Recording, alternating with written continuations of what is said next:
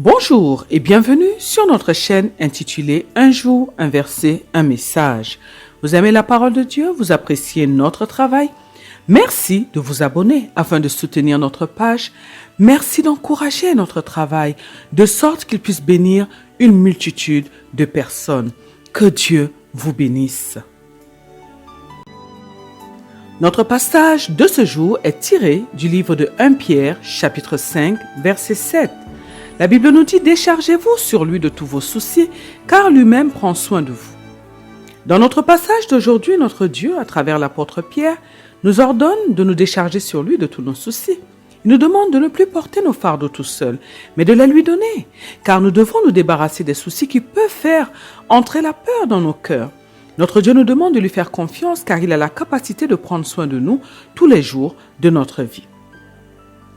Nous allons voir à travers notre passage comment nous pouvons nous décharger de nos fardeaux et comment nous pouvons les donner à notre Dieu. Nous allons voir comment Dieu prend soin de nous tous les jours. Nous sommes aujourd'hui dans la première épître de Pierre. Cette épître a été écrite par l'apôtre Pierre lui-même. Pierre est appelé à l'origine Simon. Il était un pêcheur dans la ville de Bethsaïda et il vivait à Capernaum avec sa femme. Et Pierre a été appelé avec son frère André à devenir disciple de Jésus-Christ. Notre Seigneur le choisit plus tard pour détenir les clés du royaume de Dieu sur la terre et il fut de son temps le chef des apôtres. Les écrits de Pierre nous montrent sa progression en tant que disciple de Jésus-Christ. En effet, il passe d'un simple pécheur à un puissant apôtre. Et l'apôtre Pierre est mort sous le règne de l'empereur romain, Néron, quand Néron a commencé à persécuter les chrétiens. Pierre a adressé son épître aux membres de l'Église qui vivaient dans les 5 provinces de l'Asie mineure, situées dans la Turquie actuelle. Et Pierre s'adressait à des personnes qu'il considérait comme des élus de Dieu. Il a écrit pour les fortifier et afin de les encourager dans l'épreuve de la foi. Il a écrit afin de les préparer pour une fournaise à venir. Le message de Pierre nous apprend également comment réagir face à la persécution. Ces recommandations sont très à propos parce que les membres de l'Église à l'époque étaient sur le point de vivre une période de persécution accrue. Et jusqu'à environ 64 après Jésus-Christ, à peu près au moment où Pierre écrit cette épître, le gouvernement romain tolérait généralement le christianisme. Et en juillet de cette année-là, un incendie va donc dévaster une grande partie de la ville de Rome et selon certaines rumeurs, le feu a été mis donc sur ordre de l'empereur Néron lui-même. Mais afin de détourner de lui la responsabilité du désastre, certains Romains éminents vont accuser les chrétiens d'être à l'origine de cet incendie. Et cela va aboutir à une persécution intense des chrétiens dans tout l'Empire romain. Et Pierre nous dit que lorsque nous les saints, nous souffrons donc en tant que des chrétiens, comme des chrétiens, nous pouvons nous réjouir en sachant que nous suivons les pas de Jésus-Christ, notre Seigneur et Sauveur. Et Pierre nous exhorte à nous aimer tendrement les uns les autres au milieu des afflictions et des persécutions. Et dans le passage de 1 Pierre, chapitre 5, Pierre explique aux dirigeants de l'Église comment ils doivent fortifier leurs fidèles dans des temps de difficulté. Et cette épître de Pierre contient probablement la référence biblique la plus claire sur le monde des esprits et l'œuvre du salut qui s'y déroule. En effet, Pierre mentionne brièvement que Jésus-Christ s'y est rendu pour prêcher aux esprits désobéissants qui vivaient à l'époque de Noé. Et il ajoute que l'évangile a été prêché aux morts pour leur donner la possibilité d'être jugés équitablement par rapport aux vivants. Et tout au long de la première épître de Pierre, nous allons retrouver le thème qui nous apprend que grâce à l'expiation de Jésus-Christ, nous, les disciples de Jésus-Christ, notre Sauveur, nous pouvons supporter fidèlement les souffrances et les persécutions. Et chaque chapitre de cette épître nous parle d'épreuves ou de souffrances. Pierre nous enseigne que supporter patiemment les épreuves est plus précieux que l'or et cela nous permet d'obtenir le salut de notre âme. Il nous rappelle également que nous sommes une race élue, un sacerdoce royal, une nation sainte, un peuple acquis. Et en étudiant les recommandations que Pierre fait dans son épître, nous pouvons alors recevoir l'espérance, nous pouvons recevoir des encouragements ainsi que la force d'affronter les défis qui se présenteront dans notre vie. Dans notre passage précédent, qui était tiré du livre de Jean, chapitre 14, verset 1er, nous avons vu comment nous pouvons garder nos cœurs de sorte qu'ils soient toujours dans le calme, dans la paix, dans la sérénité. Et nous avons également vu comment nous devons mettre notre foi en Dieu, ainsi qu'en notre Seigneur Jésus-Christ, comment nous pouvons mettre cette foi-là en eux en avant, afin que la peur disparaisse définitivement de notre vie. Et nous avons donc dit que notre Dieu demande, dans le livre de Proverbes, chapitre 4, verset 23, de garder notre cœur plus que toute autre chose, car de lui viennent les sources de la vie. Et cela nous a permis de comprendre la grande importance qu'a notre cœur. En effet, notre cœur est un terrain de lutte entre Dieu et le diable, puisque le diable veut prendre la place de Dieu dans notre cœur. Le diable veut dominer dans notre cœur, nous conduire et nous amener donc à la perdition. Et nous avons donc dit que notre Dieu nous demande de l'aimer de tout notre cœur, de toute notre force, de toute notre pensée, et que en lui donnant donc tout notre cœur, ça veut dire que nous avons décidé de remplir nos pensées donc, qui sont dans notre cœur. Nous avons décidé de les remplir de la parole de Dieu et que nous allons donc mettre cette parole en pratique au quotidien. Nous avons donc décidé en fait de faire la volonté de Dieu en tout temps.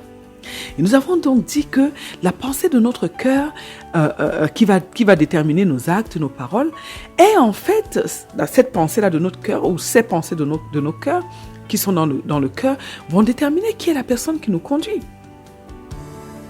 Et nous avons dit que nous devons donc comprendre l'importance pour nous de nous donner complètement à Dieu.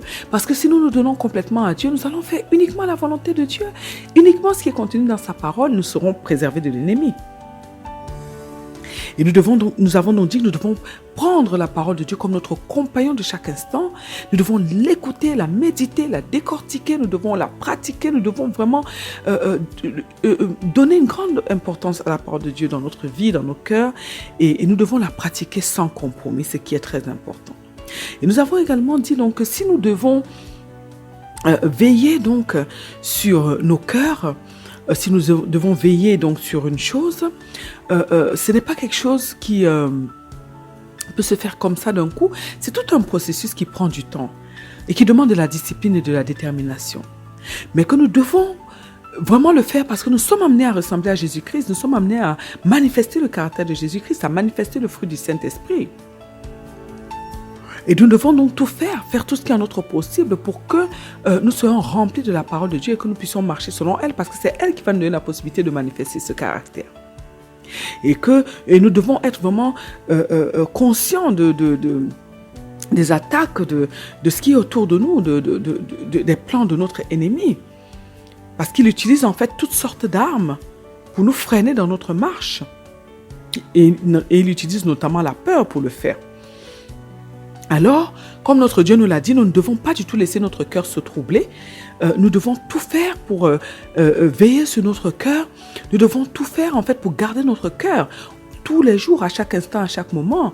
Et nous avons donc dit que nous ne devons pas accepter la pensée du diable dans nos cœurs. Nous devons lutter contre cette pensée. Nous devons nous opposer à la pensée du diable qui est contraire à la pensée de Dieu. Et nous ne devons absolument pas du tout l'accepter parce que lorsque nous allons choisir de le suivre, c'est là que nous serons en danger. Mais nous devons tout faire pour asseoir la pensée de Dieu dans nos cœurs. Nous devons tout faire pour marcher selon la pensée de Dieu afin que nous soyons préservés. Nous avons donc dit que nous devons prendre conscience dans un premier temps, être conscients que nous avons un ennemi qui veut prendre la place de Dieu dans nos cœurs, qui veut infiltrer nos pensées afin de nous conduire à la perdition. Et la seconde chose, nous avons dit que nous devons prendre conscience que le combat se mène au niveau de nos pensées et que donc tous les jours, nous devons veiller sur nos pensées. Mais que pour veiller sur une chose, il faut l'observer, il faut l'analyser, il faut comprendre ce qui se passe au niveau de cette chose-là.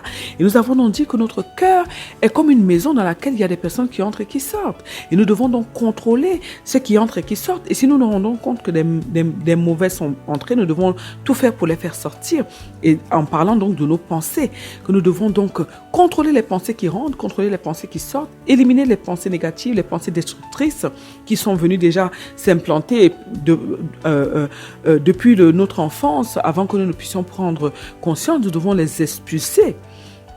Et nous devons donc toujours être en éveil pour pouvoir veiller à ce qu'il n'y ait que des bonnes pensées, à ce qu'il n'y ait que la pensée de Dieu, à ce qu'il n'y ait que la parole de Dieu qui puisse entrer et que notre cœur, notre pensée doit être tellement remplie de la parole de Dieu, tellement remplie de la pensée de Dieu, tellement remplie de tout ce qui est positif parce que c'est ça qui va nous protéger. C'est ça, en fait, qui va être une barrière contre tout ce qui est négatif, tout ce qui est destructeur. Et nous devons vraiment atteindre un niveau où nous avons tout ce qui est négatif en horreur. Toute pensée négative, toute pensée destructrice, nous devons arriver à un niveau où nous avons tout cela en horreur. Lorsque ce genre de pensée veut même seulement approcher, que vraiment nous soyons déjà prêts à bondir.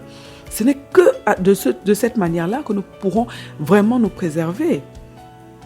Et nous avons donc dit que la parole de Dieu est un miroir et qu'elle est un miroir qui nous permet de voir ce qui est en nous et qui nous permet, donc, lorsque nous prenons conscience, d'être conscients, nous discernons ce qui est en nous et nous pouvons donc nous débarrasser de ce qui n'a pas lieu d'être dans nos cœurs, de ce qui n'a pas lieu d'être dans nos pensées. Et nous avons pris l'exemple, nous avons dit que parfois il nous arrive de marcher selon les coutumes de nos familles sans même nous en rendre compte. Mais lorsque nous méditons régulièrement la parole de Dieu, elle devient le miroir qui nous montre que là, ce que nous sommes en train de faire, c'est plutôt obéir à nos coutumes, mais pas à la volonté de Dieu. Alors nous avons dit que nous devons donc tout faire pour fermer la porte de notre cœur à la pensée de notre ennemi. Et si nous parvenons donc à appliquer ce que nous avons dit, si nous parvenons à marcher, à nous remplir de la parole de Dieu, à nous laisser conduire par elle et la pratiquer sans compromis, nous verrons nous-mêmes que nous serons complètement débarrassés de toute pensée destructive, de tout ennemi.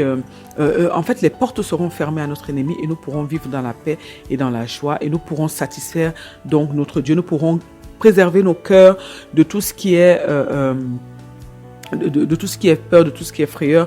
Nos cœurs pourront donc rester calmes comme notre Dieu nous le demande.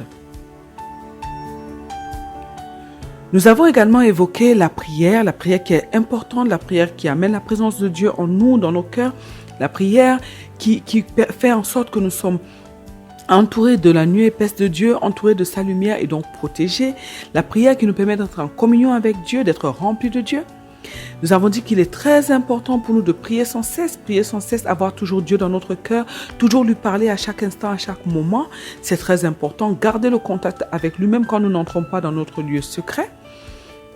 Et nous avons dit que vraiment nous devons veiller et à prier, vraiment à donner une grande place à la prière dans notre vie. Et nous devons aussi veiller à augmenter notre foi au quotidien par la méditation de la parole de Dieu parce que nous ne savons pas quelles sont les situations qui sont devant nous. Et nous devons donc veiller à ce que notre foi puisse grandir et encore grandir, qu'elle puisse devenir une foi ferme, de sorte que tout ce qui viendra devant nous ne puisse pas nous déstabiliser. Et nous avons donc dit que c'est très important donc pour nous d'entendre Dieu, parce que la foi vient de ce qu'on entend et ce qu'on entend vient de la parole de Dieu. Il est donc très important pour nous de poser des questions à Dieu, de chercher toujours à entendre la voix de Dieu. Ça fortifie, ça rassure, ça affermit. Parce que la Bible nous dit que ceux du peuple qui connaîtront leur Dieu resteront fermes. Donc nous devons poser des questions à Dieu, nous devons chercher vraiment à ce qu'il nous réponde afin que nous soyons fermes donc dans notre foi. Et pour finir, nous avons dit que nous devons apprendre à utiliser le nom de Jésus pour notre protection, mais pour que lorsque nous invoquons le nom de Jésus, ce soit vraiment efficace, nous devons vraiment donner du respect au nom de Jésus. Nous ne devons pas appeler le nom de Jésus à chaque fois sans raison valable. Nous devons vraiment réserver l'appellation du nom de Jésus lorsque nous sommes en danger, lorsque nous sommes dans une situation de combat. Et nous devons vraiment veiller à ce que notre bouche, nos cœurs soient toujours dans la sanctification, parce que ça va aider à ce que lorsque nous allons invoquer le nom de Jésus, nos paroles soient puissantes en fait. Donc c'est très important donc pour nous de tenir compte de ces éléments-là dont nous avons parlé, de sorte que nous puissions vraiment vaincre sur l'esprit de peur, vaincre sur notre ennemi, fermer vraiment toutes les portes. Et nous verrons donc que si nous arrivons à faire ce travail, si nous arrivons à garder notre cœur de sorte qu'il ne se trouble pas, nous aurons accès donc aux bénédictions de Dieu et elles vont nous accompagner tous les jours de notre vie. Nous allons à présent donc entrer dans le texte d'aujourd'hui, à travers donc le texte d'aujourd'hui qui est tiré de 1 Pierre chapitre 5 verset 7. Nous allons donc voir comment nous pouvons nous décharger de nos fardeaux et comment nous pouvons les donner à notre Dieu. Nous allons voir comment Dieu prend soin de nous tous les jours.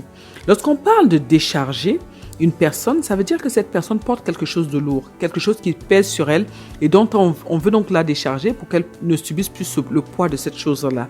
Et donc lorsque notre Dieu nous parle de nous décharger de nos fardeaux, il est en train de nous dire que nous devons dans un premier temps prendre conscience que nous portons un poids, que nous avons un fardeau qui pèse sur nous et que nous devons le déposer à ses pieds parce que ce fardeau nous empêche d'avancer dans notre vie.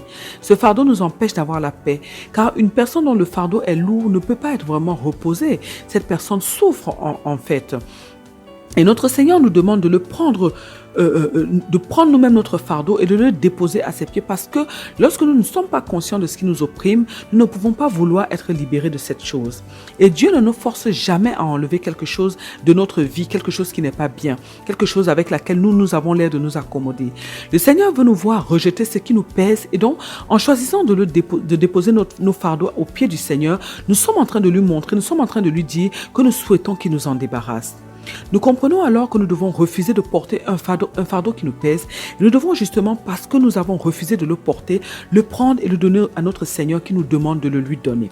Et nous, étant donné que nous sommes en train de parler de l'esprit de peur, nous devons donc avoir cette démarche-là, refuser de continuer de subir ce que nous subissons de par l'esprit de peur et décider donc de donner ce fardeau-là à notre Dieu afin qu'il nous décharge. La démarche doit donc venir de nous dans un premier temps. Nous devons comprendre que nous devons refuser tout ce qui nous pèse dans notre vie avant que Dieu nous en débarrasse. Tant que nous ne refusons pas cette chose, notre Dieu estime que nous l'avons acceptée, que nous sommes bien avec cette chose et que nous voulons donc vivre avec elle. Ça veut donc dire que nous devons refuser, rejeter, avoir en horreur tout ce qui nous pèse dans la vie, tout ce qui nous oppresse dans la vie. Et nous devons crier à Dieu afin qu'il nous en débarrasse. Sinon, nous porterons ce fardeau longtemps. Or, ce n'est pas du tout ce que notre Dieu nous demande. Jésus-Christ nous a libérés. Il veut que nous puissions vivre en étant libres. Alors, lorsque nous parlons de fardeau, de quoi est-ce que nous parlons? Lorsque nous parlons de fardeau, nous parlons de tout ce qui peut nous peser, de tout ce qui peut nous opprimer, nous oppresser, de tout ce qui peut nous mettre mal à l'aise dans la vie. Nous parlons de tous les sentiments négatifs, la peur, la tristesse, le doute, la colère, la rancune, la jalousie, l'envie, tous ces sentiments qui ne nous donnent pas la paix en fait dans notre cœur, qui font en sorte que nous ne soyons pas en paix dans notre cœur. Mais nous parlons également de toutes les personnes qui sont négatives, de toutes ces personnes qui sont toxiques, de toutes les personnes qui par leur attitude, par leurs paroles nous oppressent, nous mettent très mal à l'aise. Nous parlons aussi des soucis, des inquiétudes, de tout ce qui est un poids pour notre âme, un poids pour notre cœur. Le Seigneur veut que nous puissions nous révolter contre ces choses et que nous puissions lui demander de nous en débarrasser. Nous devons aller devant lui et lui demander de prendre en charge ces choses et de nous donner les solutions, les clés afin que nous en soyons libérés. Aujourd'hui, le Seigneur met l'accent sur les soucis. Notre Dieu nous demande de déposer nos soucis à ses pieds afin qu'il nous en décharge. Les soucis sont des préoccupations, des inquiétudes que nous laissons entrer dans notre cœur et qui nous éloignent de Dieu parce que celui qui se soucie n'est pas convaincu que Dieu peut lui venir en aide, que Dieu peut le sortir de la situation dans laquelle il est. Généralement, nous nous faisons du souci lorsque nous sommes dans une situation qui nous met mal à l'aise et que nous n'avons pas de solution. Parce que lorsque nous avons une solution efficace, nous allons tout de suite appliquer la solution au problème et le problème sera résolu et nous ne serons plus dérangés dans notre cœur. Mais lorsqu'il n'y a pas de solution, le problème est toujours là et nous y pensons. Et à force d'y penser et de méditer sur le problème, ce problème va prendre de plus en plus de place dans notre cœur. Il va grandir et nous aurons l'impression qu'il est très difficile à résoudre. Et ça va donc devenir des soucis, des inquiétudes. Alors notre Dieu nous demande de ne pas méditer sur nos problèmes. Il nous demande de les banaliser, c'est-à-dire de les voir comme inexistants ou moindres, parce que nous savons que notre Dieu est responsable de nous et qu'il apportera toujours une solution pour que nous puissions nous en sortir. Nous comprenons alors que si nous avons bien géré les choses, nous n'allons pas avoir de fardeau. Nous comprenons alors que nous avons des fardeaux parce que nous grossissons les choses et parce que nous méditons sur nos problèmes.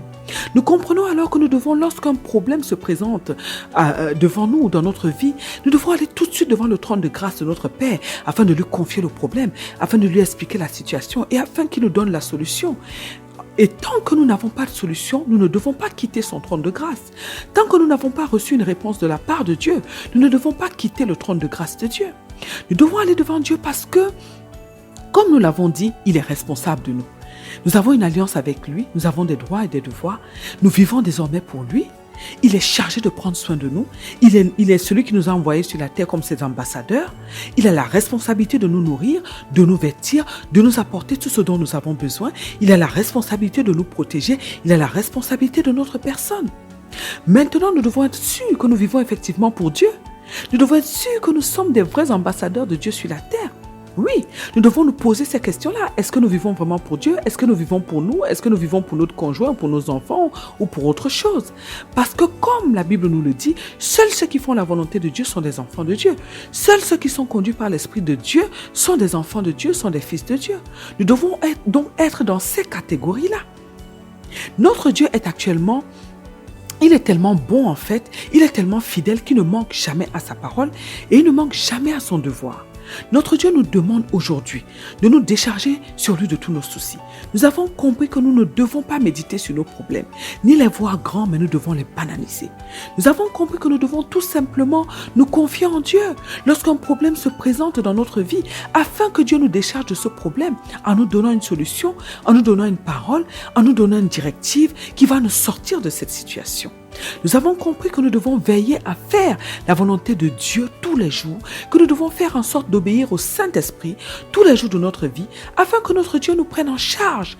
Car lorsque nous désobéissons, nous sortons nous-mêmes de la couverture de Dieu, nous sortons nous-mêmes de sa responsabilité, nous l'empêchons d'agir à notre égard, nous l'empêchons de nous être favorables.